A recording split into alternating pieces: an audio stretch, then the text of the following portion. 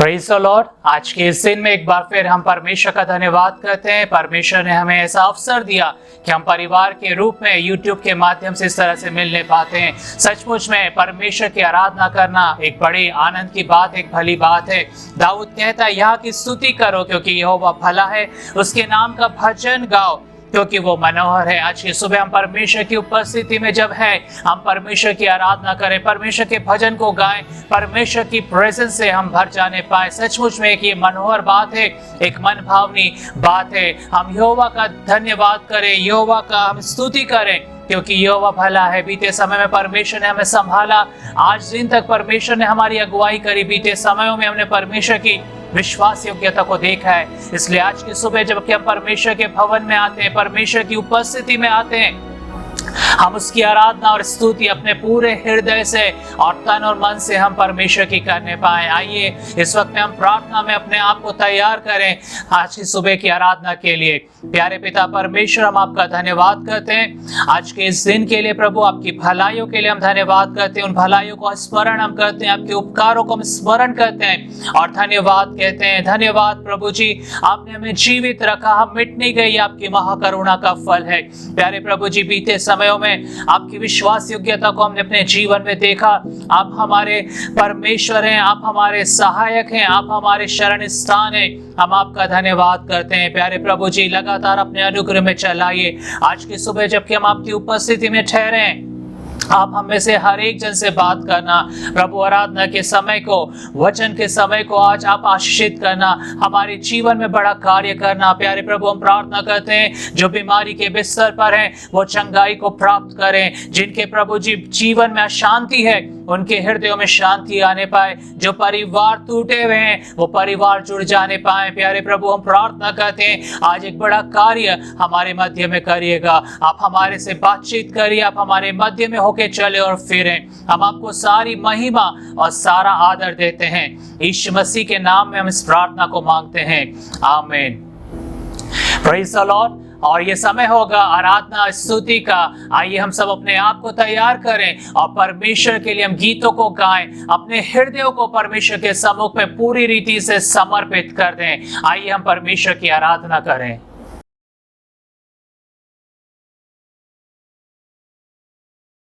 God is good all the time and all the time God is good। परमेश्वर सचमुच में भला है और हम उसकी भलाइयों को निरंतर, हर दिन, हर पल, हर क्षण हम परमेश्वर की भलाइयों को अनुभव करते हैं।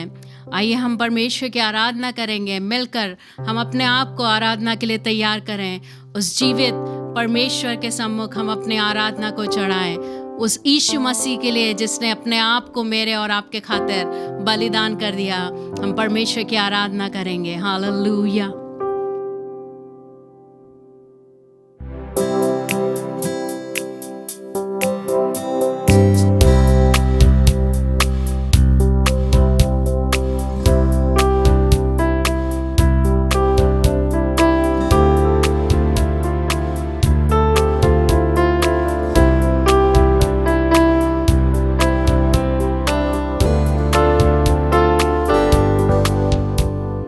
He walked where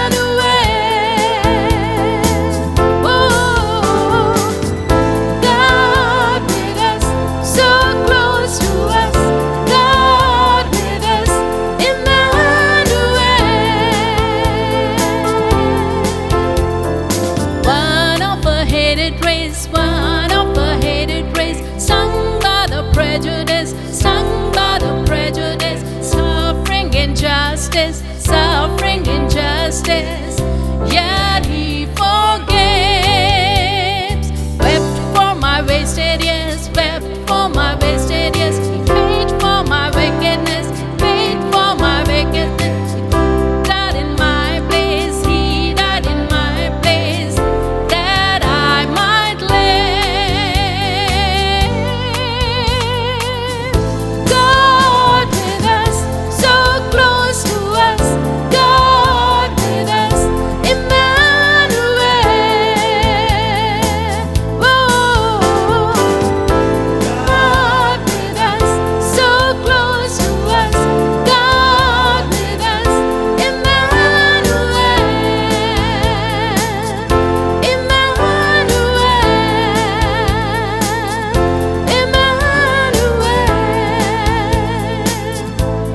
hallelujah.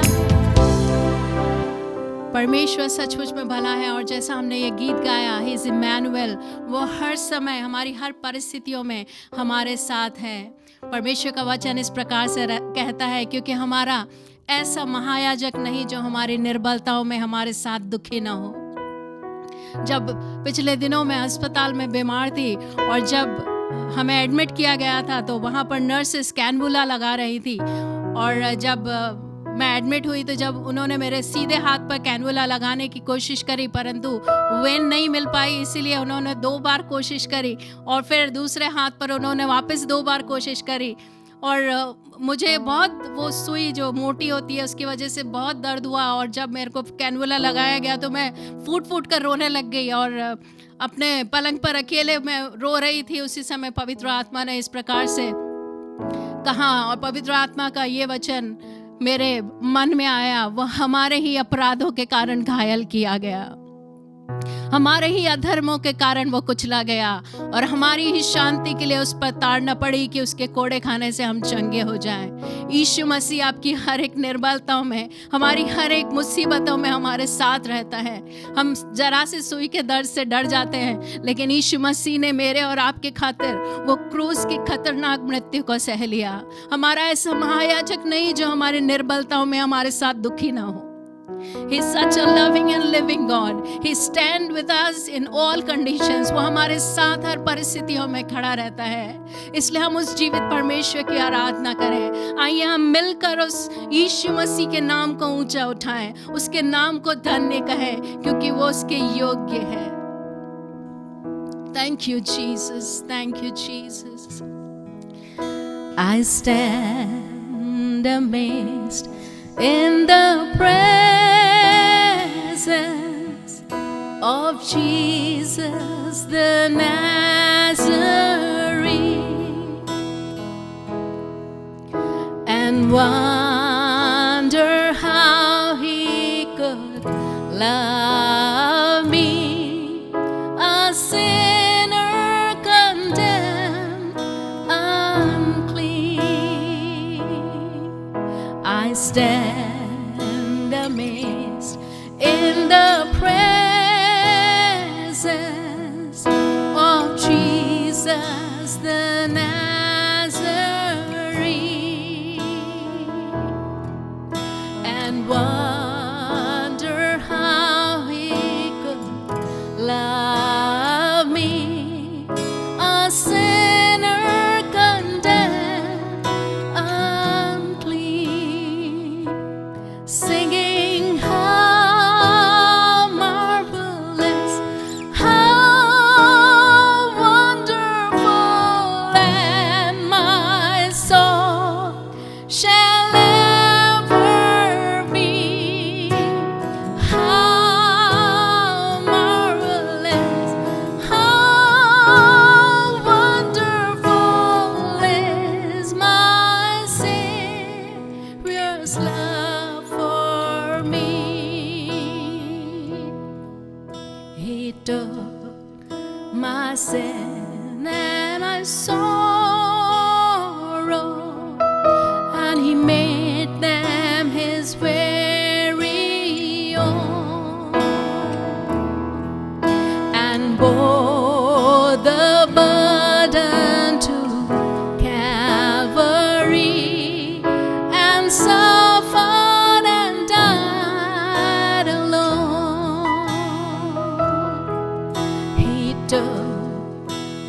sins and my sorrow, and He made them His very own, and bore the burden to Calvary, and suffered and died alone, singing how marvelous, how wonderful, and my song shall ever be. How marvelous, how wonderful is my Savior's love for me. And when with the ransomed in glory His face I at last shall see, 'twill be my joy through the ages to sing of His love for me. And when with the ransom and glory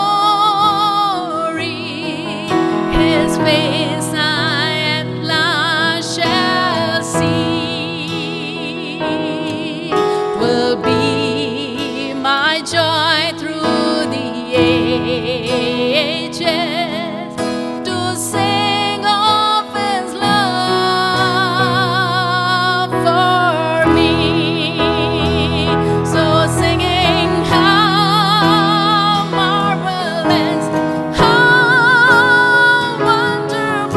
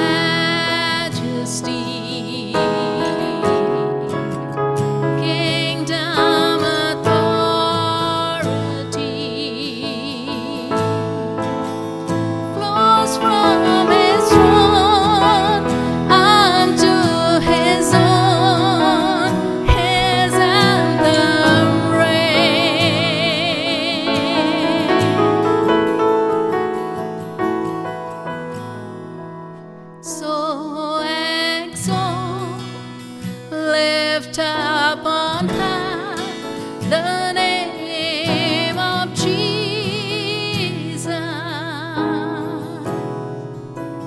Magnify, come glorify Christ Jesus the King.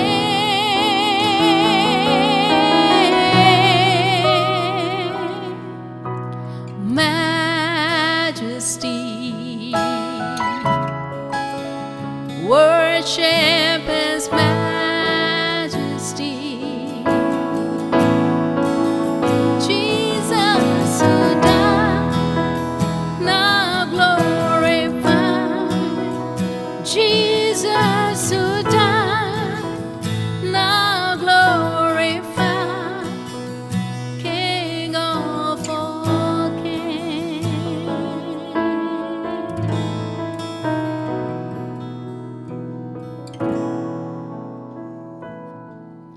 मैं हाथ उठाकर गाऊंगा, यीशु तेरा नाम रहे ऊंचा। मैं हाथ उठाकर गाऊंगा, यीशु तेरा नाम रहे ऊंचा। यीशु तेरा नाम रहे ऊंचा। यीशु तेरा नाम रहे ऊंचा।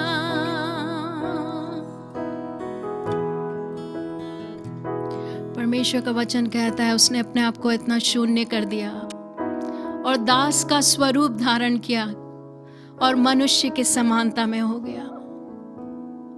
प्यार पिता परमेश्वर, हम धन्यवाद देते हैं आपके उस अद्भुत प्रेम के लिए प्यार प्रभु जी, यीशु मसीह के लिए प्यार प्रभु जी, जिसने मेरे और हम सब के पापों के कारण अपना जीवन को उस क्रूस पर बलिदान कर दिया। We worship you, Jesus. We exalt your name, Jesus. हम आपको सारी आदर और सारी महिमा देते हैं यीशु मसीह, क्योंकि आपके समान और कोई नहीं है। कोई हमारी निर्बलताओं को समझ नहीं सकता, कोई हमारे दुखों को नहीं समझ सकता, केवल आप, क्योंकि आप उन सब से होकर गए प्यार प्रभु जी। आपका वचन कहता है, and we exalt your name, Jesus. Hallelujah. सारा आदर और सारी महिमा हम आपको देते हैं प्रभु जी। आपका नाम ऊंचा होने पाए हमारे जीवन में, हमारे शहर में, हमारे देश में, इस दुनिया में प्यार प्रभु जी। आपको आदर और महिमा मिले, यीशु के नाम से हम मांगते हैं, आमीन। Praise the Lord. इस अद्भुत आराधना के समय के लिए हम परमेश्वर का धन्यवाद करते हैं। सचमुच में कितने सौभाग्य की बात है, इट्स अ प्रिविलेज कि हम जीवित परमेश्वर की आराधना करने पाते हैं, हम उसको महसूस कर सकते हैं। इस आराधना के समय में हमारे हृदय आनंद से भरे हुए हैं। इस आराधना के समय में हम परमेश्वर का धन्यवाद करें, परमेश्वर की लगातार हम बढ़ाई करते रहें।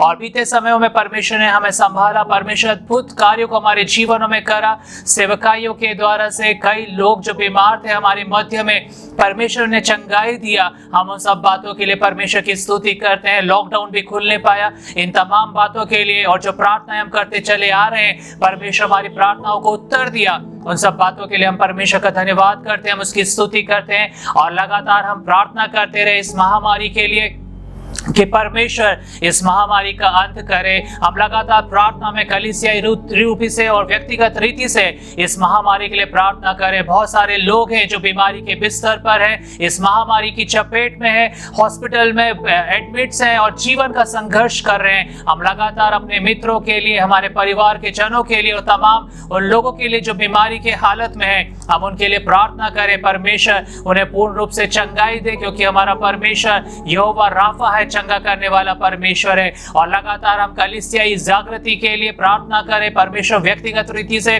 पारिवारिक रीति से, कलीसियाई रीति से और एक देश के रूप में एक बड़ी जागृति हमारे अंदर में, हमारे जीवनों में, हमारे देश के अंदर में लेकर आए। परमेश्वर का आत्मा हमें से हर एक जन को स्टीयर अप करे और हमें उत्साहित करे और हम परमेश्वर की बातों में आगे बढ़ने पाए। इसलिए एक बड़ी जागृति के लिए आप तैयारी करें, एक बड़ी जागृति के लिए हम लगातार प्रार्थना करें और परमेश्वर कई हजारों की संख्या में उन आत्माओं को हमारे मध्य में लेकर आने पाए। इसलिए हम लगातार जागृति के लिए प्रार्थना करें और प्रार्थना करें उन कलीसियाओं के लिए जहां पे विश्वासियों को सताया जाता है, कि परमेश्वर उन्हें ऐसा हियाव दे कि वो अपने विश्वास में दृढ़ बने रहें, अपने विश्वास को थामे रहें और अपने गवाहियों को वो देने पाए। और परमेश्वर की सुरक्षा उन सब के साथ रह सके, उन सेवकों के साथ रह सके, कलीसिया के विश्वासियों के साथ बनी रह सके, किसी भी तरह से कोई हानि उन लोगों को ना होने पाए। इसलिए हम लगातार उन कलीसियाओं के लिए प्रार्थना करें जहाँ पे सताव है, जहाँ पे परेशानियां हैं, परमेश्वर बड़ा अनुग्रह करे।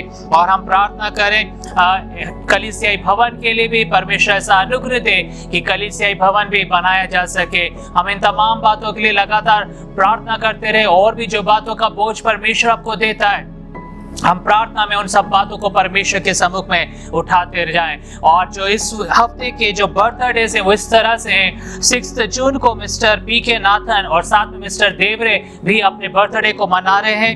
8 जून को पास्टर शिव अपने बर्थडे को सेलिब्रेट कर रहे हैं। 9 जून को सिस्टर वॉयलेट अपने बर्थडे को सेलिब्रेट कर रहे हैं। और 10 जून को मिसेस टीसी वर्गीस और ब्रदर नागेश अपने बर्थडे को सेलिब्रेट कर रहे हैं। साथ में ही 10 जून को मिसेस एंड मिस्टर के कुमार अपने वेडिंग एनिवर्सरी को सेलिब्रेट कर रहे हैं। और 11 जून को भाई संजीव सिंह और जो उनकी पत्नी अनुपमा वो जो है अपने वेडिंग एनिवर्सरी को सेलिब्रेट कर रहे हैं। यदि आप में से कोई और ऐसा व्यक्ति जिसका बर्थडे और वेडिंग एनिवर्सरी इस हफ्ते के अंदर में लेकिन आपका नाम नहीं पुकारा गया, आप पास्टर से संपर्क कर सकते हैं। आप सबको बहुत बहुत इस जन्मदिन की और इस वेडिंग एनिवर्सरी के लिए बहुत बहुत शुभकामनाएं। प्रभु आपके इस नए जीवन में बहुत आयत के साथ आशीषित करे। परमेश्वर जो नई बातें आपके जीवन में कर जा रहा है उसके लिए हम परमेश्वर का धन्यवाद करते हैं। और ये समय होगा कि जो लोग पहली बार हमारे साथ जुड़ रहे हैं, हमारे साथ संगति कर रहे हैं, हम उनका भी स्वागत करना चाहते हैं। प्रभु यीशु मसीह में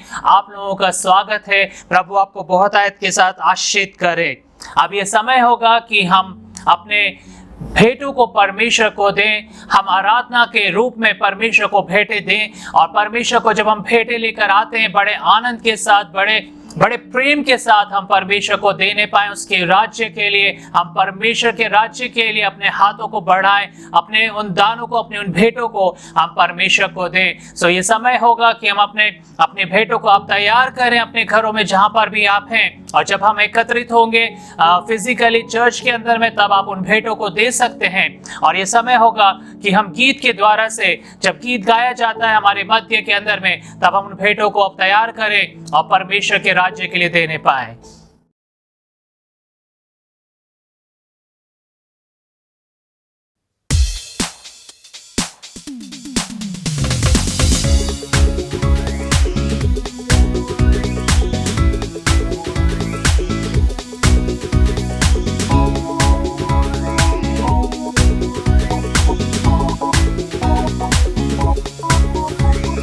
आराधना करे आराधना, उपकार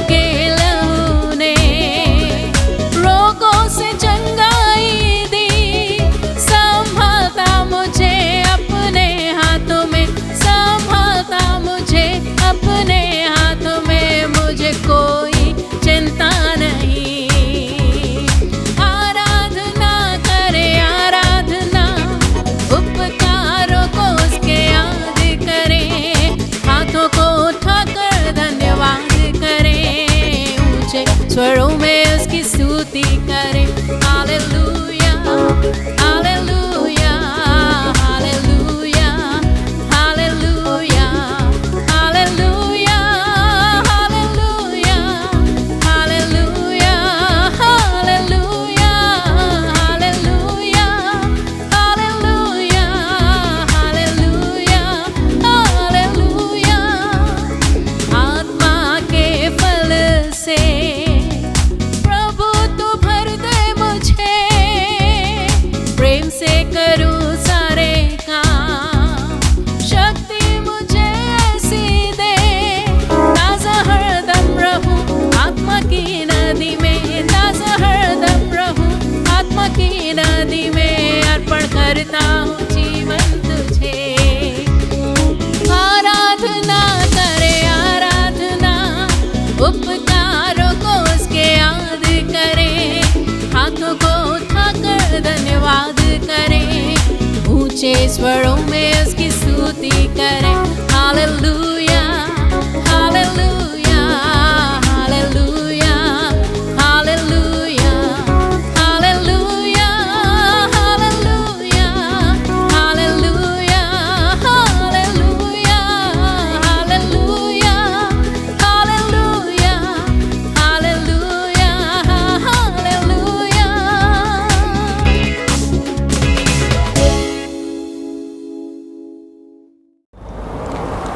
आइए हम परमेश्वर के वचन में से, बाइबल में से कुछ भागों को पढ़ेंगे।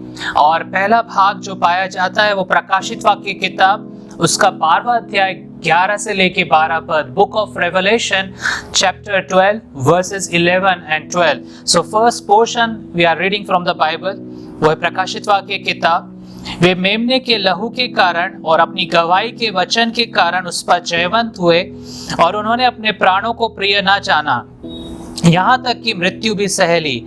इस कारण हे स्वर्गों और उनमें रहने वालों मगन हो, हे पृथ्वी और समुद्र तुम पर हाय, क्योंकि शैतान बड़े क्रोध के साथ तुम्हारे पास उतर आया है, क्योंकि जानता है कि उसका थोड़ा ही समय और बाकी है। दूसरा भाग हम बाइबल के अंदर में से पढ़ेंगे, वो पाया जाता है निर्गमन की किताब, उसका 12वां अध्याय, उसका 12 और 13 पद। सेकेंड पोर्शन जो हम पढ़ेंगे बाइबल में से, it is found in the book of exodus chapter 12 versus 12 and 13। और वहां पे इस तरह से लिखा है, क्योंकि उस रात को मैं मिस्र देश के बीच में होकर जाऊंगा, और मिस्र देश के क्या मनुष्य क्या पशु सबके पहलोटों को मारूंगा, और मिस्र के सारे देवताओं को भी मैं दंड दूंगा। मैं यहोवा हूँ। और जिन घरों में तुम रहोगे उन पर वह लहू तुम्हारे लिए चिन्ह ठहरेगा, क्योंकि मैं उस लहू को देखकर तुमको छोड़ जाऊंगा, और जब मैं मिस्र देश के लोगों को मारूंगा तब वो विपत्ति तुझ पर ना पड़ेगी और तुम नष्ट ना होगे।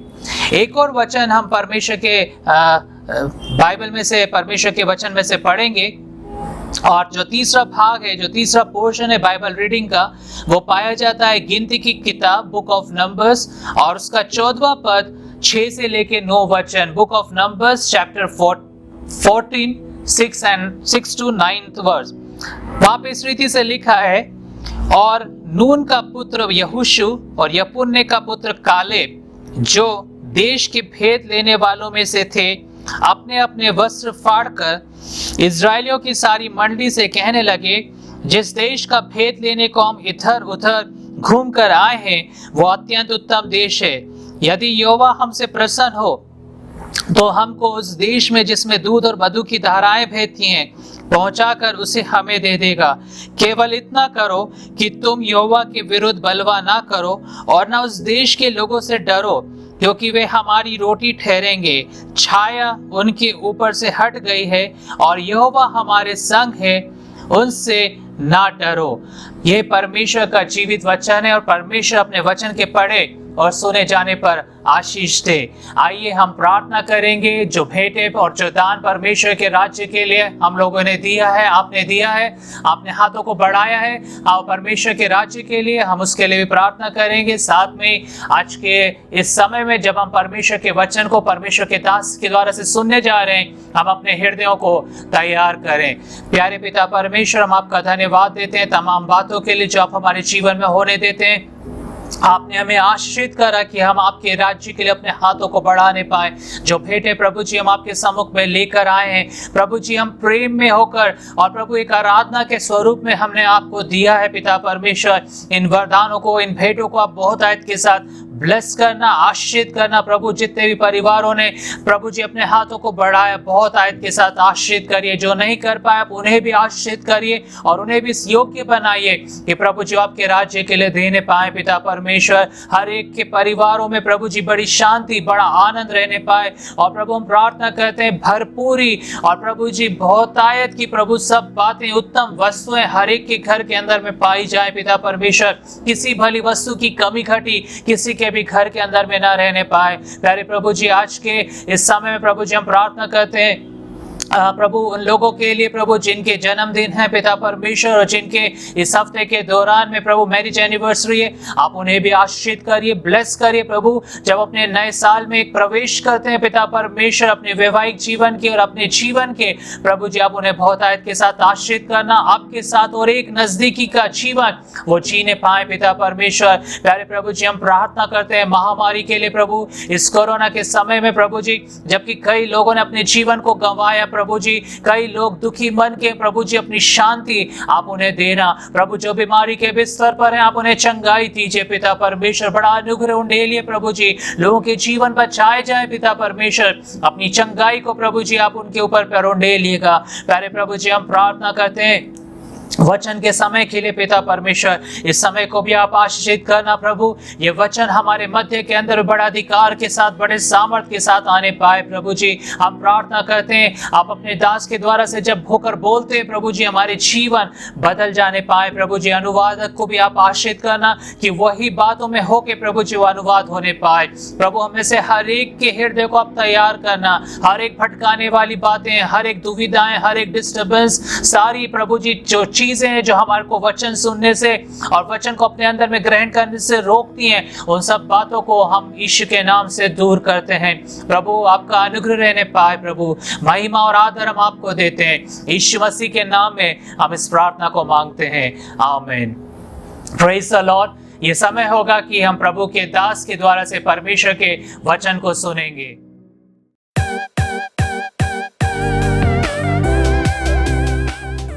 Greetings to you all in Jesus' name.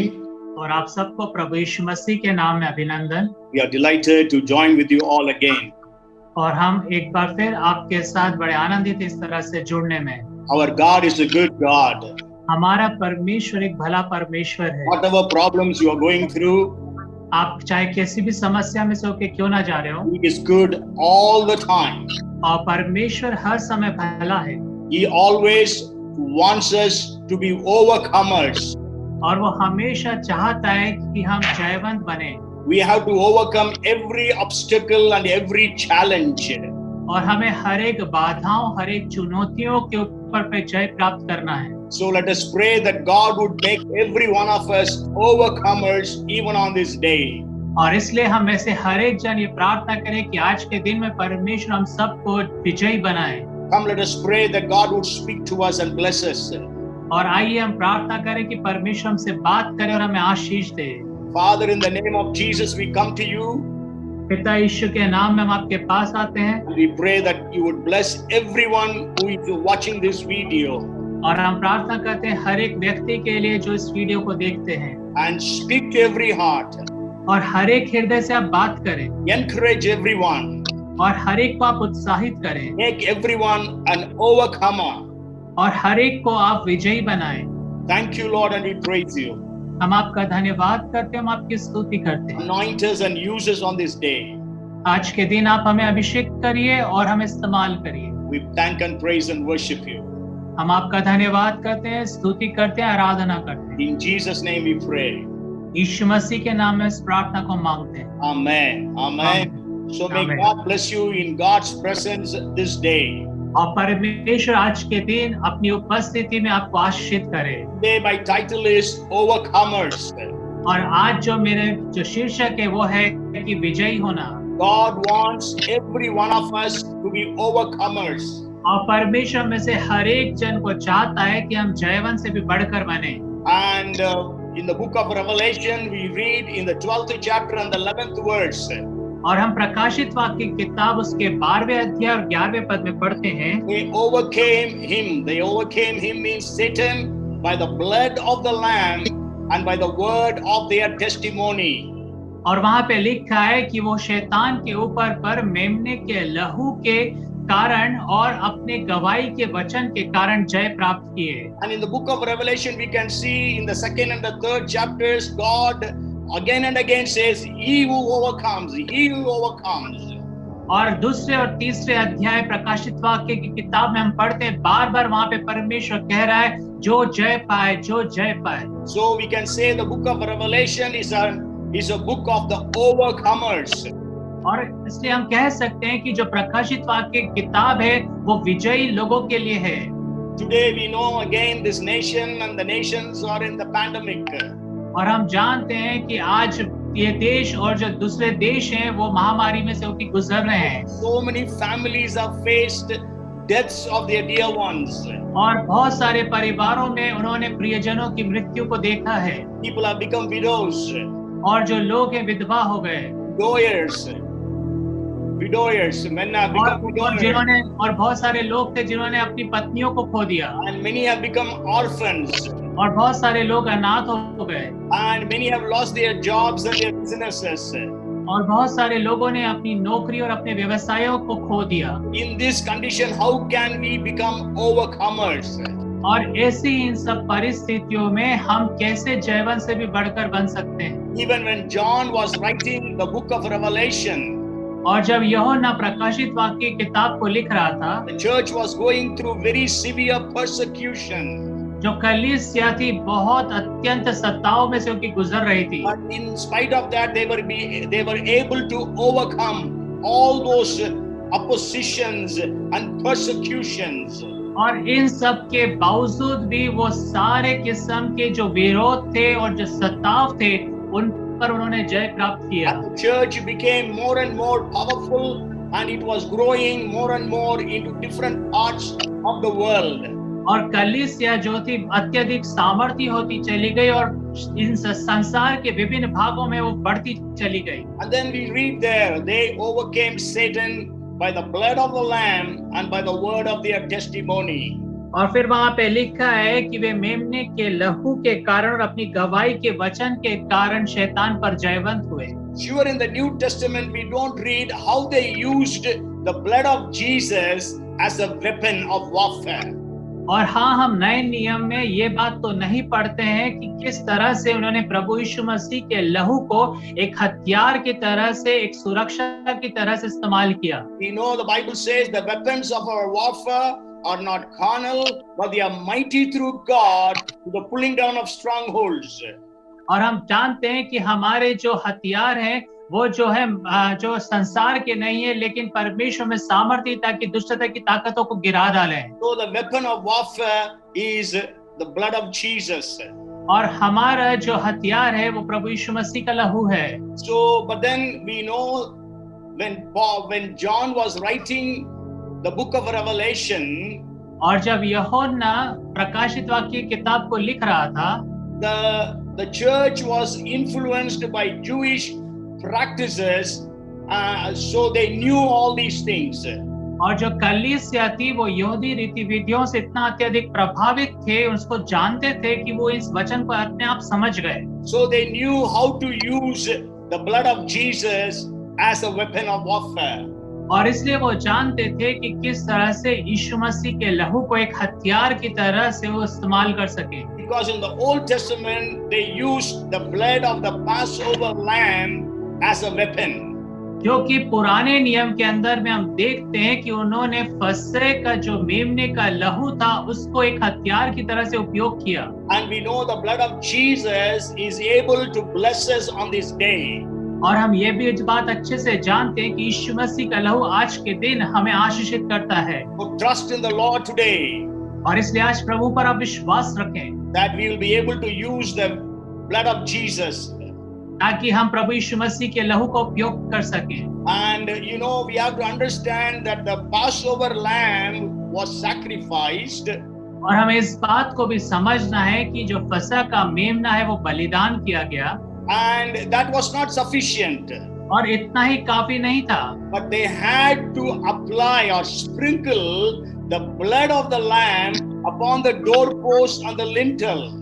लेकिन उनको उस लहू को लेकर दरवाजे की जो चौखट थी और जो अलंग थे और जो दरवाजे की चौखट थी उस पे उसको लगाना था, छिड़कना था। Then only they can be saved.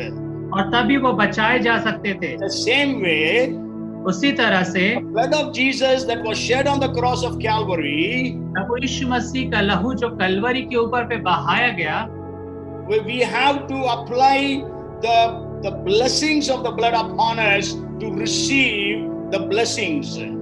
और हमारे जीवन पे भी हमें उसे लगाना है ताकि हम आशीषों को प्राप्त कर सकें। As an example, we know that the blood of Jesus is sufficient for the forgiveness of the sins of everyone on the face of this earth.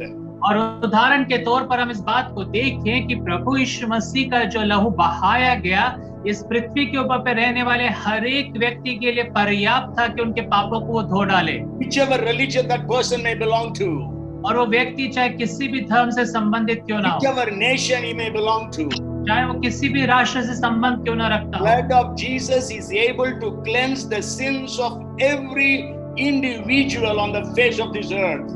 और प्रभु यीशु मसीह का जो लहू है हर एक व्यक्ति जो इस पृथ्वी के ऊपर पाया जाता है उसको शुद्ध और साफ करने के लिए पर्याप्त है। But that blessing is available to an individual. लेकिन ये जो आशीष एक व्यक्ति के लिए तभी उपयोग में आ सकती है when that person comes to Jesus and confesses his sins to Jesus and believes in the atoning sacrifice of Jesus. जब वो व्यक्ति यीशु मसीह को अपने जीवन में लेता है, अपने पापों की क्षमा प्राप्त करता है और वो जो यीशु मसीह का जो लहू है प्रायश्चित के रीति से अपने जीवन में उसे ग्रहण कर लेता है। Otherwise, the blood of Jesus has no meaning in that person's life. नहीं तो प्रभु यीशु मसीह का जो लहू है उसका कोई अर्थ उस व्यक्ति के जीवन में नहीं होता है। Read John chapter 8 and verse 24. और हम योहन्ना की किताब उसके 8वें अध्याय 24वें पद में पढ़ते हैं, Therefore I said to you that you will die in your sins, for if you do not believe that I am He, you will die in your sins.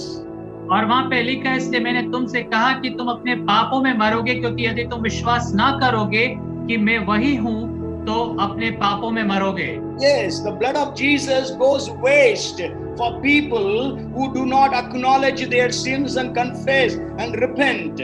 और इसलिए प्रभु यीशु मसीह का लहू उन लोगों के लिए व्यर्थ ठहरता है जो अपने पापों का अंगीकार नहीं करते हैं। In the same way, the blood of Jesus as a weapon may not be applicable in our lives if we don't understand this truth. और उसी तरह से प्रभु यीशु मसीह का लहू एक हथियार के रीति से हम अपने जीवन में उपयोग नहीं कर सकते अगर हम उस वचन को या सत्यता को ना जाने। If you read Hebrews 11 and verse 28, और अगर आप इब्रानियों की किताब उसका 11वां अध्याय उसका 28वां पद पढ़े, by faith ye kept the Passover and the sprinkling of blood, lest he who destroyed the firstborn to touch them. और वहां पे इस तरह से लिखा है, विश्वास ही से उसने फसह और लहू छिड़काने की विधि मानी कि पहलोटों का नाश करने वाले इजराइलियों पर हाथ न डाले। So just sacrificing the Passover lamb was not sufficient. और सिर्फ मेमने के फसह के मेमने को बलिदान करना ही पर्याप्त नहीं था, But its blood must be applied on the doorposts. लेकिन उस मेमने के लहू को दरवाजे की चौखट पर लगाना था। And 1 Corinthians 5 and verse 7 says that Jesus is our Passover. और पहला कोरिन्थियों 5वां अध्याय 7वें पद में बाइबल कहती कि यीशु मसीह हमारे फसह का मेमना है। So how we are going to use the blood of Jesus as a weapon of warfare? और किस तरह से हम प्रभु यीशु मसीह के लहू को एक युद्ध के हथियार के रूप में इस्तेमाल कर सकते हैं? How are we going to use the blood of Jesus and overcome Satan? और किस तरह से हम प्रभु यीशु मसीह के लहू का उपयोग करते हुए शैतान पर जय प्राप्त कर सकते I हैं? will share with you 4 things. और मैं आपके साथ 4 बातें बताऊंगा। First thing is we have to sprinkle the blood of Jesus upon our lives, upon our families, upon everything that we have. और पहली बात यह है कि हमें प्रभु यीशु मसीह के लहू का छिड़काव हमारे जीवन पर, हमारे परिवार के हर एक सदस्यों के ऊपर पे, और जो भी धन संपत्ति हमारी सबके ऊपर पर हमें उसको छिड़कना है। So, you know, they sprinkle the blood of the Passover lamb on the doorposts. और उन्होंने फसह के मेमने के लहू का छिड़काव दरवाजों की चौखट पर किया By a bunch of hyssop. और वहां पर एक गुच्छा लेकर उन्होंने उसको लगाया। So today we by faith apply the blood of Jesus upon us. और उसी तरह से हम प्रभु यीशु मसीह के लहू को विश्वास के द्वारा से हमारे जीवन पे लगाते हैं। So let us all apply the blood of Jesus upon our lives, our families, and everything that we own. और इसलिए हम प्रभु यीशु मसीह का लहू हमारे जीवन पर, हमारे परिवारों के ऊपर पर, और हर एक जो चीजें हमसे संबंध रखती है उसके ऊपर पे हमें लगाना है। And we have to understand the blood of Jesus is a weapon of defense. It protects us. और हमें एक और बात समझना है कि प्रभु यीशु मसीह का लहू हमारी सुरक्षा है, हमें सुरक्षा देता है। Okay, so we have to be under the blood of Jesus. और हमें प्रभु यीशु मसीह के लहू की आड़ में होना है। The second thing is the sign of the blood. और जो दूसरी बात है वो है लहू का चिन्ह। Exodus chapter 12 and verse 13 says, "Now the blood shall be a sign for you." और यहाँ पे लिखा है निर्गमन उसके 12वें अध्याय 13वें पद में कि ये जो लहू है तुम्हारे लिए चिन्ह ठहरेगा। So when we sprinkle the blood of Jesus upon us, जब हम प्रभु यीशु मसीह के लहू को अपने ऊपर पे लगाते हैं, we cannot see it, और हम तो उसे नहीं देख सकते, others cannot see it, और दूसरे भी शारीरिक आंखों से नहीं देख सकते, but the Father, Jesus, and the Holy Spirit see it. लेकिन पिता, यीशु मसीह और पवित्र आत्मा उसे देख सकते हैं। The angels of God see it. परमेश्वर के स्वर्गदूत उसे देख सकते हैं। Satan and his fallen angels also can see it. और शैतान और उसके साथ जो गिराए हुए स्वर्गदूत हैं वो भी भली भांति उसको देख सकते हैं। And the heavenly Father sees the blood of Jesus upon us. और जब वो स्वर्गीय पिता उस लहू को हमारे ऊपर पे देखता है, He blesses us. वो हमें आशीष देता है। He remembers the covenant promises for our lives. और वो उसको स्मरण आता है वाचा की उन प्रतिज्ञाओं के लिए जो हमारे जीवन के लिए रखी गई हैं। You know, the blood of Jesus is the sign of the new covenant. और हम जानते हैं कि यीशु मसीह का जो लहू है वो नई वाचा का चिन्ह है। When the Holy Spirit sees the blood of Jesus upon you and me, जब पवित्र आत्मा यीशु मसीह के लहू को मेरे और आपके ऊपर पे देखता है, when He anoints us and gives us the power and seals us, और वो हमें अभिषेक करता है, सामर्थ्य देता है और हमें छाप लगाता है। and when Satan and the evil spirits see the blood of Jesus upon you and me, और जब शैतान और दुष्ट आत्माएं प्रभु यीशु मसीह के लहू को हमारे ऊपर पे देखती हैं, they tremble. और वो थरथरा जाते हैं, They don't come near us. और वो हमारे नजदीक में भी फटकने नहीं So पाते। that is why John could write that they overcame Satan by the blood of the Lamb. और इससे यूहन्ना वहाँ पे लिखने पाया कि वो शैतान के ऊपर पर मेमने के लहू के द्वारा से जय प्राप्त किए हैं। The third thing is security or safety in the blood. और तीसरी बात है कि लहू के अंदर में जो सुरक्षा है। If you read Exodus chapter 12 and verse 13, और अगर आप निर्गमन की किताब उसका 12वां अध्याय उसके 13वां पद पढ़ें, we can read the full verse. Now the blood shall be a sign for you on the houses where you are, and when I see the blood, I will pass over you, and the plague shall not be on you to destroy you when I strike the land of Egypt.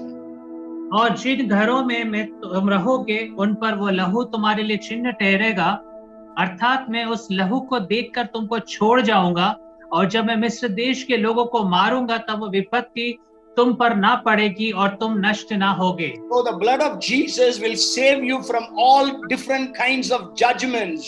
और प्रभु यीशु मसीह का लहू जो है हमें हर तरह के जो न्याय की बातें उससे हमें छुड़ा लेगा, बचा लेगा। In Exodus 12 and 12 you can read about it.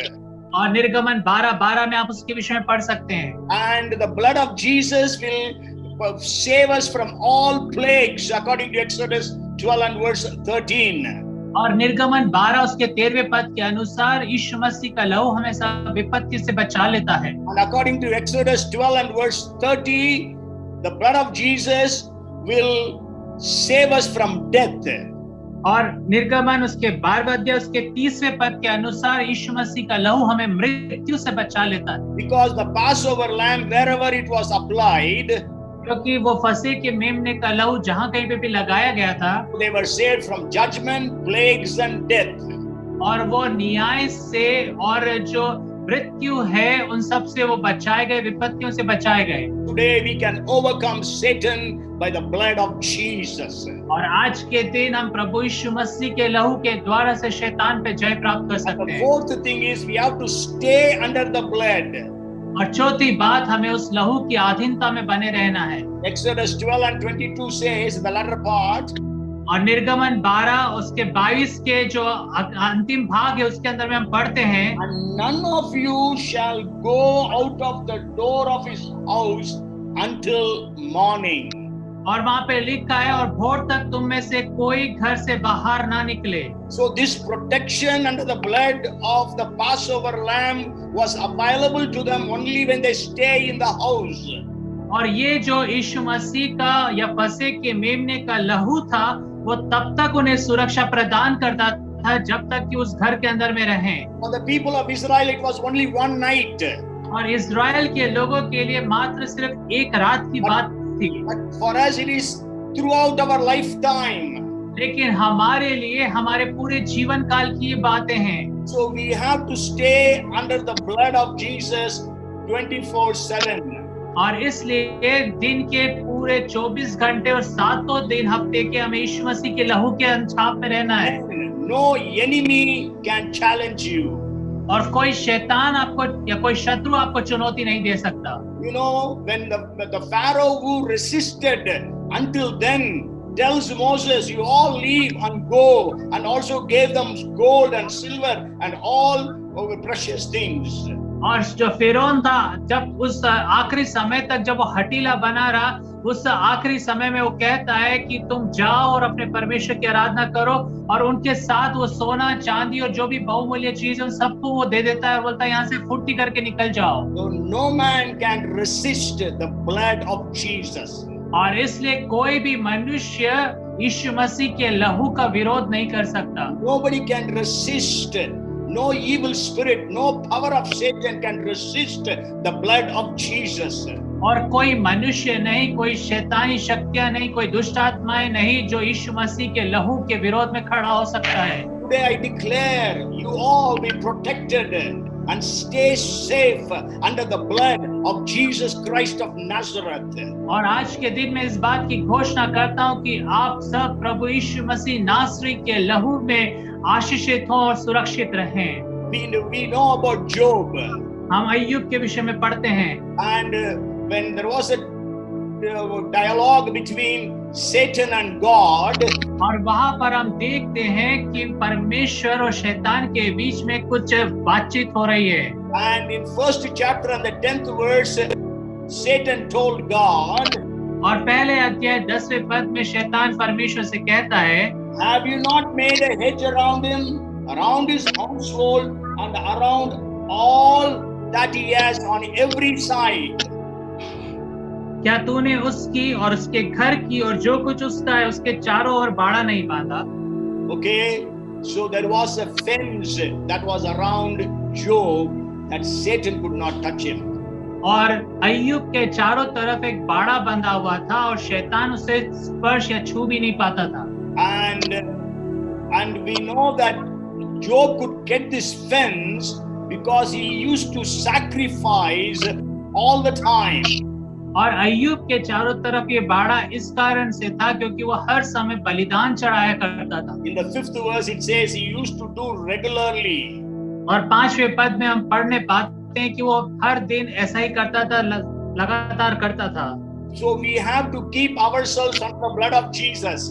और हमें प्रभु यीशु मसीह के लहू में हमें ढांप लेना है। When we read Ecclesiastes chapter 10 and verse 8, और जब हम सबोपदेशक की किताब उसका 10वां अध्याय उसके 8वें पद को पढ़ते हैं, whoever breaks through the hedge will be bitten by a serpent. और जो कोई भी बाड़े को तोड़े वो सर्प के द्वारा से डसा जाएगा। Okay, so we have to be under the blood of Jesus. और हमें यीशु मसीह के लहू के आड़ में रहना है। Come out of that hedge. और If we come out of that hedge of the blood of Jesus, अगर हम उस बाड़े से बाहर आ जाएंगे, then Satan, who is the serpent, he bites us. और शैतान जो कि वो सर्प है वो हमें डसेगा। So we many times we tend to sin. और कई बार हम परीक्षा में पढ़ते कि पाप करें। And we fall in sin as well. और हम पाप में गिर भी जाते हैं। Whenever we fall in sin, we are giving place to Satan. और जब कभी भी हम पाप में गिरते हैं तो हम शैतान को अवसर देते हैं। That's why Ephesians 4:27 says, "Do not give a foothold to Satan." और इसलिए इफिसियों 4:27 में लिखा है कि शैतान को अवसर ना दो। So when we by sin give an opening to Satan, और इसलिए जब पाप के द्वारा से हम शैतान को एक खुला द्वार दे देते हैं, then Satan attacks us. तब शैतान हमारे ऊपर पर हमला करता है। That's why we need to lead a holy, pure life. और यही कारण है कि हमें पवित्र और शुद्ध जीवन जीना है। So whenever we fall into sin, और से जब कभी भी हम पापों में पड़ते हैं, we have to confess our sins at once. और हमें तुरंत ही अपने पापों को मान लेना है। And again we have to apply the blood of Jesus upon us. और हमें फिर से यीशु मसीह के लहू को हमारे ऊपर पे लगा लेना है। So that we will be inside the hedge of the blood of Jesus 24/7. ताकि हम यीशु मसीह के जो लहू का बाड़ा है उसके अंदर में पूरे 24 घंटे 7 दिन रहने पाए। So let every one of us have the protection of the blood of Jesus upon our lives, upon our families, upon everything of us 24/7. और होने दीजिए कि हमारे ऊपर पर हमारे परिवार के हर एक सदस्य के ऊपर पे 24 घंटे 7 दिन यीशु मसीह के लहू का बाड़ा रहने पाए। They overcame Satan by the blood of the Lamb. और वो शैतान के ऊपर पर मेमने के लहू के द्वारा से जय प्राप्त किए। Let it be told of you and me. और ये बातें मेरे और आपके विषय में भी कही जाएं। Use your name and say like this. आप अपने नाम को वहाँ पे रख के इस रीति से कहें। Habakkuk overcame Satan by the blood of the Lamb. और प्रभाकर जो है शैतान के ऊपर पर यीशु मसीह या मेमने के लहू के द्वारा से जय प्राप्त किया। So let every one of us be an overcomer. और हम में से हर एक जन जो है वो जयवन से भी बढ़कर बन जाए। God wants you and me to be overcomers. परमेश्वर मुझे और आपको जयवन से भी बढ़कर बनाना चाहता है। So they overcame Satan by the blood of the Lamb and by the word of their testimony. और इसलिए वो शैतान के ऊपर पर मेमने के लहू के कारण और अपने गवाही के वचन के कारण जय प्राप्त किए। When the blood of Jesus is a weapon of defense, और जब प्रभु यीशु मसीह का लहू हमारे लिए एक सुरक्षा का हथियार है, the word of testimony is a weapon of offense. और हमारे जो गवाही का वचन है वो आक्रमण करने का हथियार है। So what is the meaning of the word of their testimony? और उनके गवाही के वचन का अर्थ क्या है?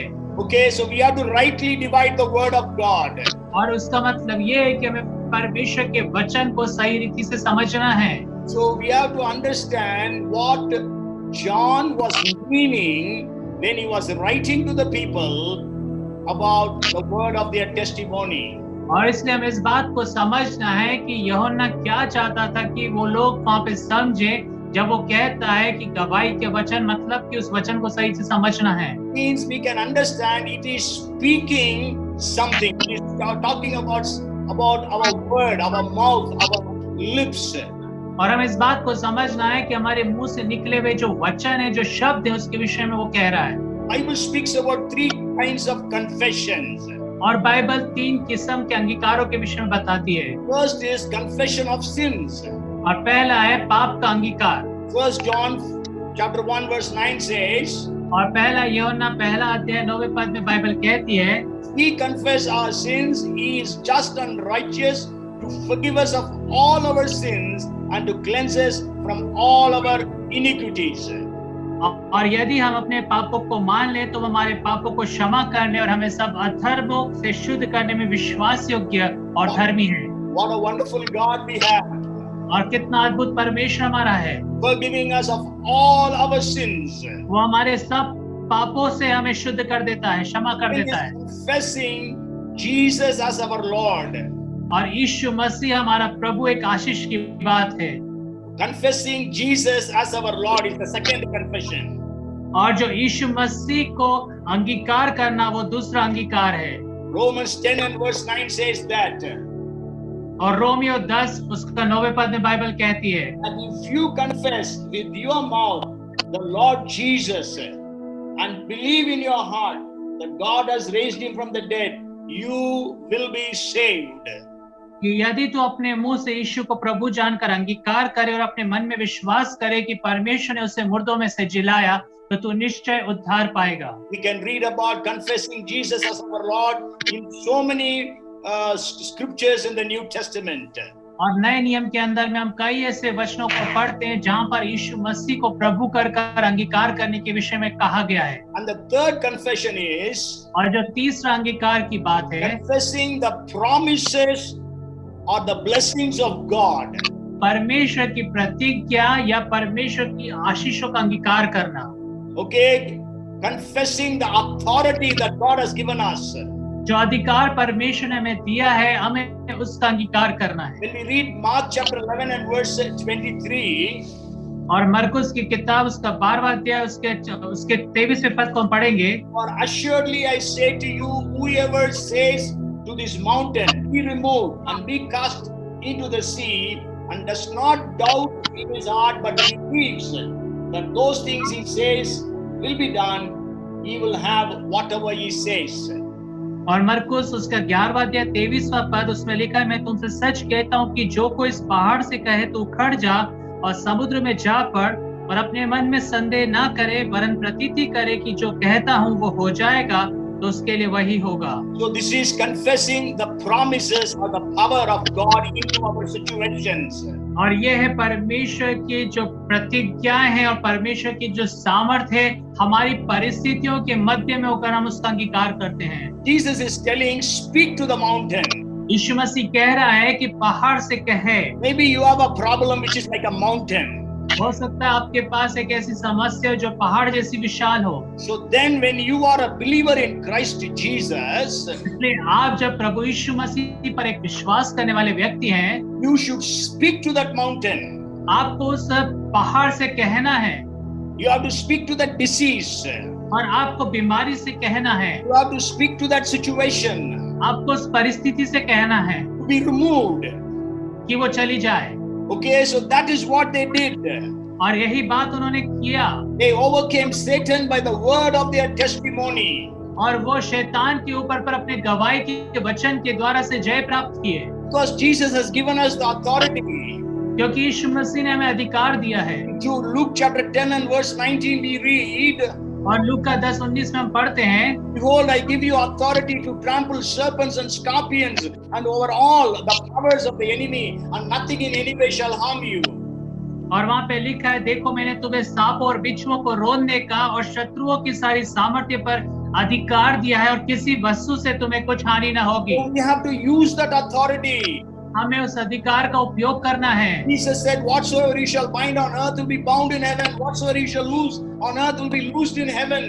यीशु मसीह ने कहा कि जो कुछ भी तुम पृथ्वी पर बांधोगे वो स्वर्ग में बांधा जाएगा, जो कुछ भी तुम पृथ्वी पर खोलोगे वो स्वर्ग में खोला जाएगा। Matthew 12:29 Jesus says that we have to bind the strong man. और मत्ती 12:29 में लिखा है कि हमें उस बलवान पुरुष को बांधना है। Luke chapter 11 verses 21-22 it says that we have to overcome the strong man. और मरकुस 11 उसके 21 और 22 में लिखा है कि हमें उस जयवंत पे जय प्राप्त करनी है। So Luke chapter 11 verses 22 and 23. और लूका 11 उसके 23 और 22 पर। 21 and 22. So we overcome Satan और हम शैतान के ऊपर पे जय प्राप्त करते by the हैं word of our mouth, और अपने मुंह के वचनों के द्वारा से, using the authority that Jesus has given us. और जो अधिकार यीशु मसीह ने दिया उसका इस्तेमाल करते हुए। That's why we know that famous verse in Proverbs 18 and verse 21 where it says, और इसी तरह से हम उस एक मुख्य वचन को जानते हैं, नीति वचन की किताब उसका 18वां अध्याय उसका 20 और 21वां पद। 21st verse says, death and life are in the power of the tongue. जीभ के वश में मृत्यु और जीवन दोनों होते हैं। Okay, so we need to learn to use our words in the right way. और इसलिए हमें चाहिए कि हम प्रभु यीशु मसीह का जो वचन है, हमारे जो मुंह का वचन है, उसे हम सही तरह से इस्तेमाल करें, उपयोग में लाएं। We will see an illustration from the 13th and the 14th chapters of Numbers. और हम गिनती की किताब उसके 13वें और 14वें अध्याय से कुछ घटनाओं को देखेंगे। Free time you read these two chapters. और अपने खाली समय में आप इन 2 अध्यायों को पढ़ें। The 13th chapter, Moses selected 12 leaders. और 13वें अध्याय में हम देखते हैं कि मूसा 12 अगुओं को चुनता है। You must understand they were great leaders over about 100,000, 1 lakh people. और ये आपको समझना है कि वो एक बड़े महान अगुए थे, कई लाखों लोगों के ऊपर पे वो नेता थे, अगुए थे। Yes, you know there were 600,000, 6 lakhs soldiers. और हम जानते हैं कि 6 लाख वहाँ पे पुरुष सेना थी। And then their wives. और फिर उनकी पत्नियां। Then their children. और फिर उनके बच्चे। And these 12 leaders are leaders above all these maybe 3 million people, 30 lakhs of people. और ये जो 12 जो अगुए थे, करीब 30 लाख लोगों के ऊपर पर वो अगुए थे। And Moses selected them and sent them to spy the land of Canaan, which was promised by God. और मूसा ने इन 12 लोगों को चुना ताकि उस प्रतिज्ञा के हुए देश अर्थात कनान के अंदर में उन्हें भेद लेने के लिए भेजे। They all have seen the 10 plagues upon Egypt. और इन सब लोगों ने मिस्र देश के ऊपर पे उन 10 विपत्तियों को देखा था। They have seen the Red Sea parting. उन्होंने लाल समुद्र को 2 भाग में बंटते हुए देखा था। They have received manna, they have received quails, they have received water.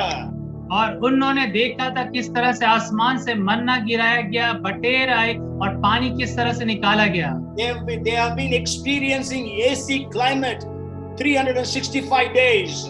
और 365 दिन साल के उन्हें एक अच्छा वातानुकूलित एक माहौल मिल रहा था। Because during the day God was upon them like a pillar of cloud, during the night like a pillar of fire. क्योंकि परमेश्वर दिन के समय बादल के खंभे के समान और रात में आग के खंभे के रूप में उनके साथ रहता था। And they knew the promises of God. और वो परमेश्वर की प्रतिज्ञाओं को जानते थे। God has promised them to give the land of Canaan which flows with milk and honey. और परमेश्वर ने उन्हें कनान देश देने की प्रतिज्ञा की थी। वो एक ऐसा देश था जिसमें दूध और मधु की धाराएं बहती थी। So these 12 men, they went and spied the land of Canaan and brought back reports. और ये जो 12 लोग थे वो इस देश के अंदर में गए, भेद लेकर वापस वो आए समाचार लेकर। And that's what we are going to read now. और अभी उसी बात को हम पढ़ेंगे। We can read 3 different reports. और यहाँ पे हम 3 लोगों की रिपोर्ट्स को देखते हैं। In other words, we can see 3 groups, that the word of testimony of 3 groups of people. और दूसरे शब्दों में 3 किस्म के लोग थे, उनके गवाही के वचनों को हम देखेंगे। The word of testimony of 10 leaders are written in the 13th chapter, verses 31 to 33. और जो 10 अगुए थे उनके गवाही के वचन हम पढ़ने पाते हैं गिनती की किताब उसका 13वां अध्याय उसके 31 से लेके 33वें पद तक। And the word of testimony of 2 of the leaders, that is Caleb and Joshua, we read in the 14th chapter, verses 6 to 9. और उसके बाद हम 2 लोगों के गवाही के वचन अर्थात कालेब और यहोशू को उसके गवाही के वचन हम गिनती की किताब उसका 14वां अध्याय 9 और 10 पद में पढ़ते हैं। And also we can read about the word of testimony of Caleb alone in the 13th chapter and verse 30. और केलब के एकमात्र केलब की गवाही के वचन को भी हम 13वें अध्याय के अंदर में उसको पढ़ने पाते हैं। Okay, and then in 14th chapter verses 1 and 2 we read the word of testimony of the entire congregation of Israel, that is about 3 million, 30 lakhs of people. और गिनती की किताब उसके 14वें अध्याय उसके पहले और दूसरे पद में एक और किस्म के लोग हैं जिनकी गवाही के वचन को हम पढ़ते हैं, और वो है सारी इजरायली मंडली जो करीब 30 लाख लोगों के करीब थी। You read for yourself all these verses. और आप स्वयं के लिए इस वचन को पढ़ें। After all these people's word of testimony, और इन सब लोगों की गवाही के वचनों के बाद now God is speaking अब परमेश्वर कह रहे हैं in 14th chapter and verse 28. और 14 अध्याय गिनती की किताब उसके 28वें पद में, Say to them, as I live, says the Lord, just as you have spoken in my hearing, so I will do to you. इसलिए उनसे कहे कि यहोवा की ये वाणी है कि मेरे जीवन की शपथ जो बातें तुमने मेरे सुनते कही है, निसंदेह में उसी के अनुसार तुम्हारे साथ व्यवहार करूंगा। God is telling, परमेश्वर कह रहे हैं I will do exactly as you have spoken. मैं वैसा ही करूंगा जैसे तुमने कहा है। So God said, because all of you said it is good to die in this wilderness, क्योंकि तुम सब ने कहा कि भला होता कि हम जंगल के इस मार्ग में खत्म हो जाते, so you all will die in this wilderness. और इसलिए तुम सब अपने कहे हुए वचन के अनुसार इस जंगल के अंदर में समाप्त हो जाओगे। Only Joshua and Caleb will enter into the land of Canaan along with their children. सिर्फ कालेब और यहोशू ही उस प्रतिज्ञा किए हुए देश में अपने परिवार के साथ प्रवेश करेंगे। Okay, so if God tells you and me today, अगर परमेश्वर मुझे और आपसे कहता है आज I will do exactly as you have spoken, कि जैसा तुम्हारा वचन है उसी के अनुसार मैं करूंगा, what will happen in our families? तब हमारे परिवारों में क्या होगा? What will happen in your places of job? आपके नौकरी के स्थानों में क्या होगा? What will happen in your businesses? आपके व्यवसायों में क्या होगा? What will happen in your ministries? आपकी सेवकाइयों में क्या होगा? What will happen in your churches? आपकी कलीसियाओं में क्या होगा? So they overcame Satan by the blood of the Lamb and by the word of their testimony. और इसलिए अपने मेमने के लहू के द्वारा से और अपने गवाही के वचन के द्वारा से वो शैतान पर जय प्राप्त किए। Death and life are in the power of the tongue. और मृत्यु और जीवन जीभ के वश में है। God did not say, I will do according to what I have said. और परमेश्वर ये नहीं कहता कि जो मैं कह रहा हूँ उसी के अनुसार मैं तुम्हारे लिए करूंगा, But I will do exactly as you have told. लेकिन जैसा तुमने कहा है उसी के अनुसार मैं करूंगा। So may God help us so that we will be able to speak what the word of God says about us. और इसलिए परमेश्वर हमारी सहायता करे कि हम उन बातों को अपने मुंह से कहने पाए जो परमेश्वर का वचन कहता है। Bible says, whoever is weak, let him say, I am strong. Bible कहती है जो कमजोर है, जो निर्बल है, वो कहे कि मैं बलवान हूँ। And let us say the promises of God. और हम परमेश्वर की प्रतिज्ञाओं को कहना आरंभ I करें। am able to do all things by Christ Jesus. और प्रभु यीशु मसीह में मैं सब चीज करने के लिए योग्य हूँ। I am more than a conqueror. और मैं जयवंत से भी बढ़कर हूँ। God will always lead me in a triumphant procession. परमेश्वर हमेशा मुझे जय के उत्सव में लिए जाएगा। Every mountain will be removed. और हर एक पहाड़ हटा दिया जाएगा। The God will do a new thing in my life.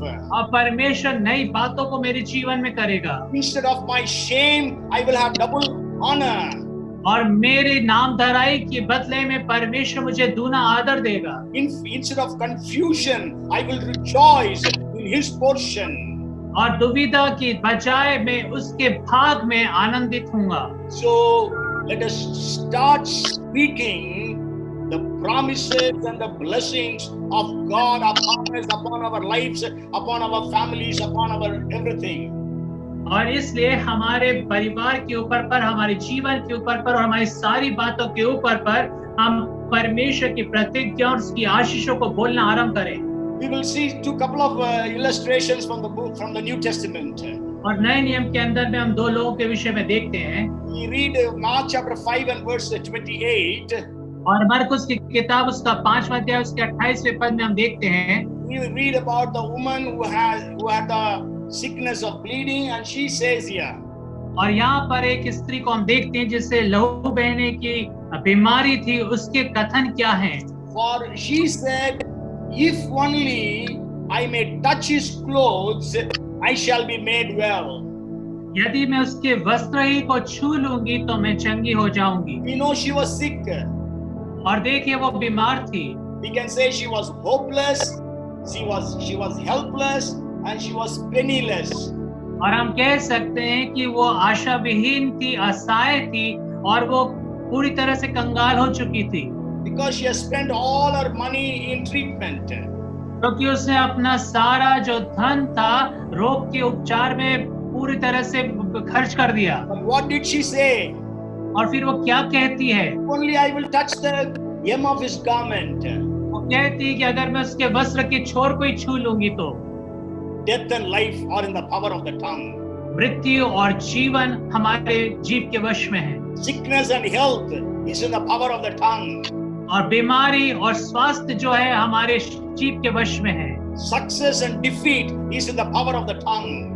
और सफलता और असफलता हमारे जीभ के वश में है। Prosperity and poverty is in the power of our tongue. और संपन्नता और कंगालपन हमारे जुबान के वश में है। Are you in such a situation today? क्या आज आप ऐसी परिस्थिति में हैं? You are helpless. आप असहाय हैं, You are hopeless. आप निराशा में हैं And you are penniless also. और आप कंगाली में जीवन जी रहे You हैं। are jobless. हो सकता है नौकरी नहीं है। Start speaking positively into your situations. और आप अपनी परिस्थितियों में सकारात्मक रीति से बोलना आरंभ करें। Then we read about the centurion in the 8th chapter of Matthew and verse 8.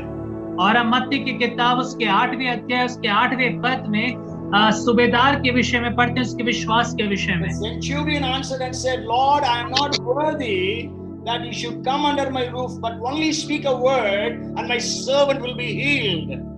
और सूबेदार ने उत्तर दिया है, प्रभु मैं इस योग्य नहीं कि तू मेरे छत के तले आए, परंतु केवल मुख से कह दे तो मेरा सेवक चंगा हो जाएगा। What was his word of testimony? और उसका गवाही का वचन क्या था? If you speak a word, my servant will be healed. अगर तू अपने मुंह से वचन कह ही दे तो मेरा जो सेवक है वो चंगा हो जाएगा। What was that woman's word of testimony? और उस स्त्री का गवाही का वचन क्या था? If only I will touch the hem of his garments, I will be healed. कि अगर मैं उसके वस्त्र के छोर को ही छू लूंगी तो मैं चंगी हो जाऊंगी।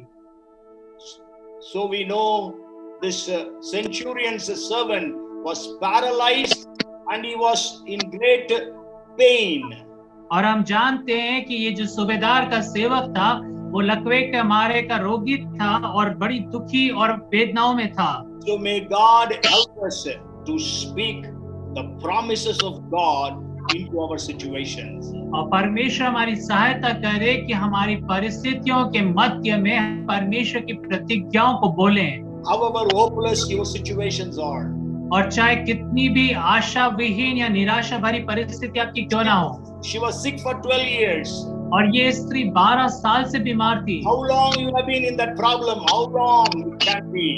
और चाहे आप कितने भी समय से उस समस्याओं में बने हुए हों, But today you speak the promise of God into your life.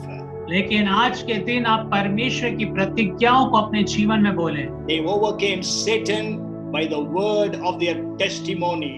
और वो शैतान के ऊपर पर अपने गवाही के वचन के द्वारा से जयवंत हुए। So today, what is our word of testimony?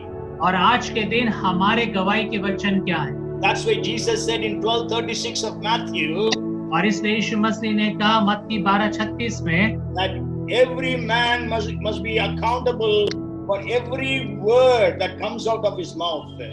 और वहाँ पे लिखा है कि जो जो निकम्मे बातें मनुष्य कहेंगे, न्याय के दिन वे हर एक बात का उसको लेखा देना पड़ेगा। Oh, let us be careful about what we speak today. और इसलिए हम बहुत चौकन्ने रहें, सावधान रहें कि हमारे मुंह से क्या वचन निकलते हैं। Let us confess all those wrong statements that we have spoken. और वो जो जितने भी गलत बातें हमने कही हैं, Ask God for forgiveness.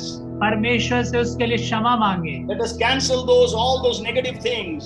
और उन सब नकारात्मक बातों को हम पूरी रीति से हटा दें। And let us speak the promises of God in all those situations. और सारी परिस्थितियों में हम परमेश्वर की प्रतिज्ञाओं को बोलना आरंभ करें। So today we have been hearing that they overcame Satan by the blood of the Lamb and by the word of their testimony.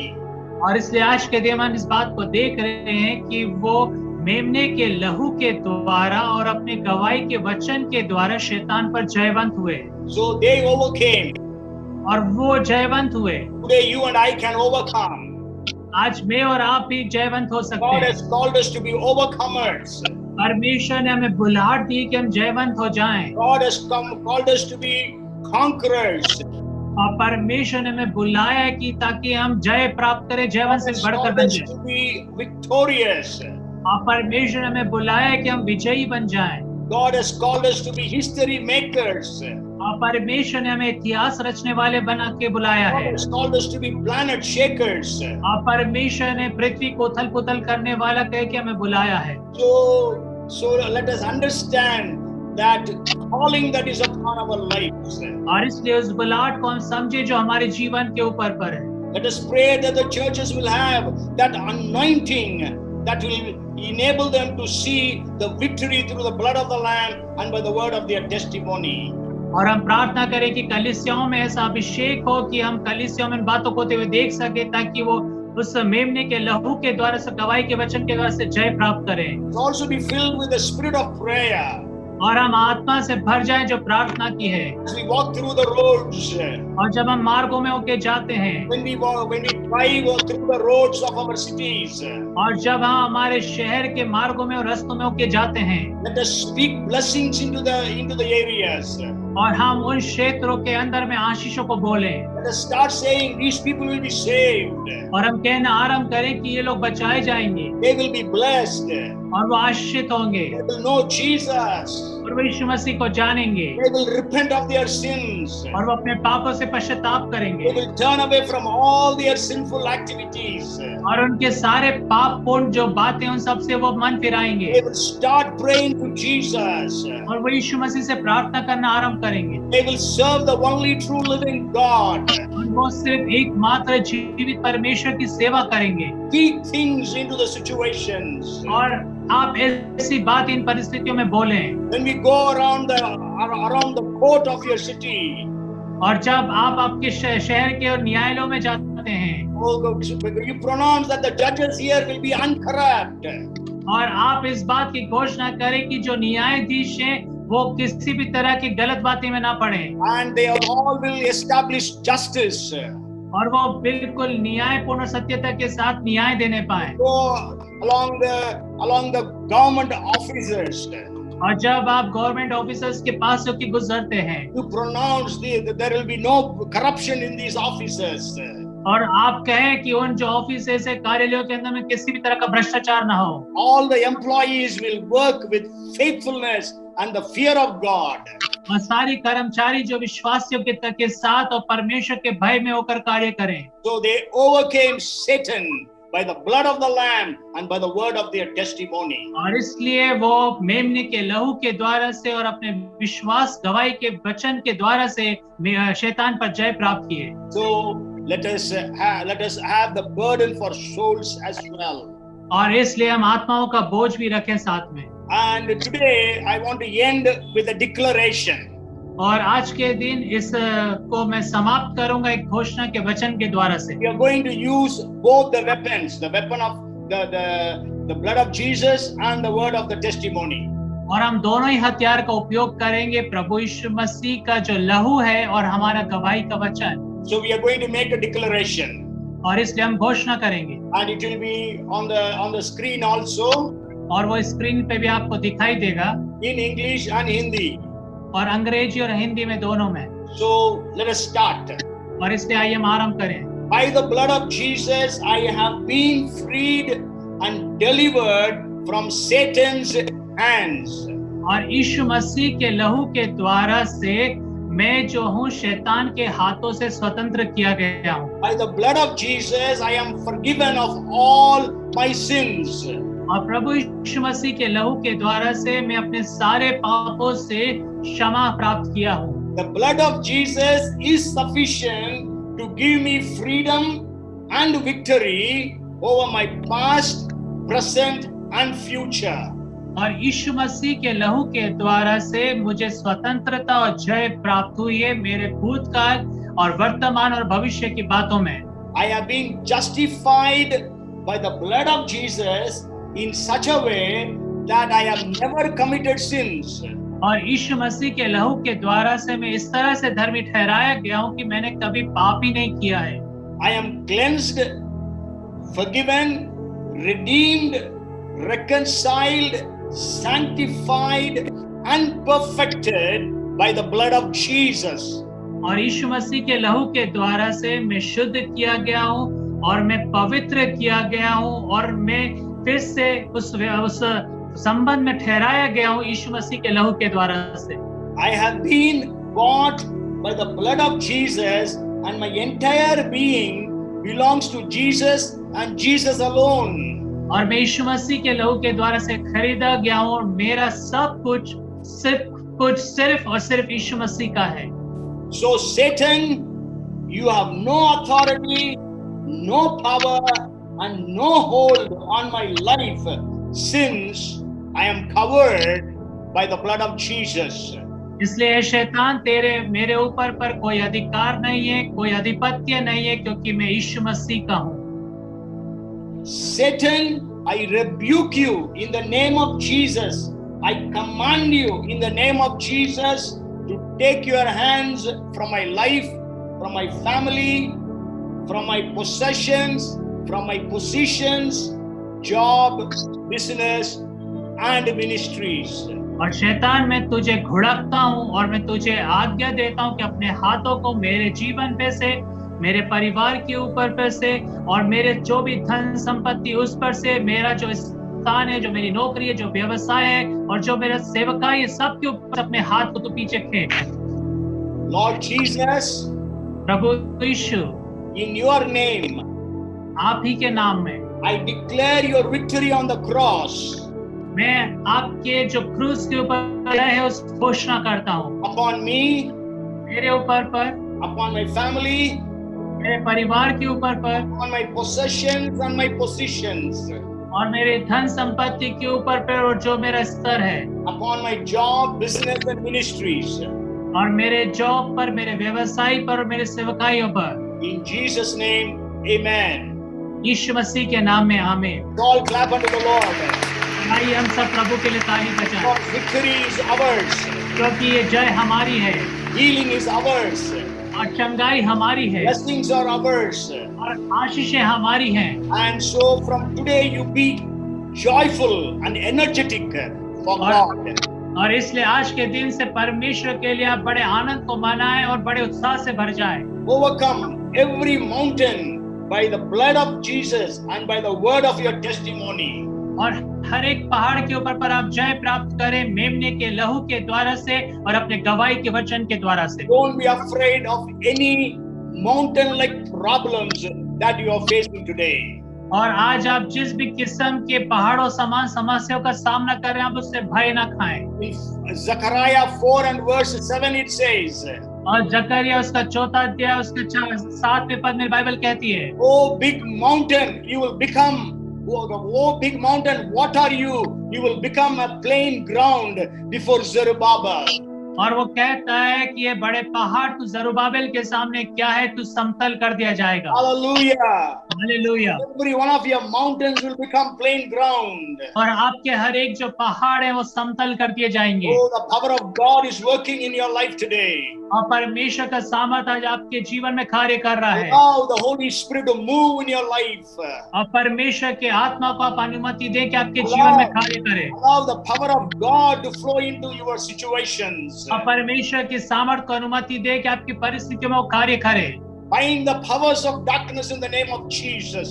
और अंधकार की सामर्थ्यों को यीशु मसीह के नाम में बांधे। Release the ministration of the angels into your lives. और अपने जीवन के अंदर में स्वर्गदूतों की सेवकाइयों को आप स्वतंत्र करें। In the mighty name of Jesus. यीशु के सामर्थी नाम में Come, let us pray. आइए हम प्रार्थना करें। Father, in the mighty name of Jesus, we come to you. और पिता यीशु मसीह के सामर्थी नाम में हम आपके पास आते हैं। Thank you that for the victory you have promised us.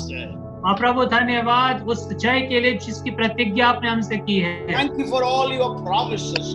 धन्यवाद आपकी सारी प्रतिज्ञाओं के लिए That yeah and amen in Jesus Christ. जो प्रभु यीशु मसीह में हाँ और या आमीन है। Even today as we are being hearing your word, और आज के दिन जब हम आपके वचन को सुनते हैं, you know the conditions of every individual who is hearing this. और आप जानते हैं हर एक व्यक्ति की परिस्थितियों को, परेशानियों को, That miracles start happening in their lives and their families. और उनके परिवार में वो चमत्कार और आश्चर्यकर होने पाए। We bind the powers of darkness in the name of Jesus. और यीशु मसीह के नाम में हम उनके अंधकार की सामर्थ्यों को बांधते हैं। Bind the powers of witchcraft in the name of Jesus. और जादू टोने की सामर्थ को हम यीशु मसीह के नाम में बांधते हैं। Break every generational curses in the name of Jesus. और हर एक वंशानुगत जो श्राप है उसको हम यीशु मसीह के नाम में तोड़ते हैं। We pronounce your blessings upon every individual brother, sister, child, every family. और व्यक्तिगत रीति से हर एक भाई बहन और हर एक बच्चे के ऊपर पर हम आपकी आशीष को बोलते हैं। Oh, we release the blessings upon the churches of India. और भारत की कलीसियाओं पर हम आपकी आशीषों को बोलते हैं। Release the blessings upon the churches all over the world. और संसार भर की सारी कलीसियाओं पर हम आपकी आशीषों को कहते हैं। We today declare आज के दिन हम घोषणा करते हैं by your power, Lord Jesus, आपका सामर्थ प्रभु we become overcomers. कि हम जो है जयवंत से भी बढ़कर बन By जाएं। the blood of Jesus, और प्रभु यीशु मसीह का लहू and by the word of our testimony, और हमारे गवाही के वचन के द्वारा से we will be overcomers. हम जयवंत से बढ़कर होंगे। Bless everyone. हम में से हर एक जन को आप आशीष दें। Revive everyone. हम में से हर एक जन को आप जागृत करें। We give you all the glory and honor. हम आपको सारा आदर और महिमा देते हैं। In Jesus' name we pray. यीशु मसीह के नाम में इस प्रार्थना को मांगते Let हैं। us all say और Amen. हर एक जन कहे Amen. आमीन। Amen. So may the grace of our Lord Jesus Christ, the love of our Heavenly Father, and the fellowship and anointing of the Holy Spirit be upon us all, now and forevermore. Amen. So God bless you. प्रभु आप सबका आशीष दें। हम विश्वास करते हैं परमेश्वर आपसे बोला है और आपको bless किया है। We trust that God has spoken to you and He's blessing you. God bless you. Amen. Thank you for joining. Amen. Praise the Lord.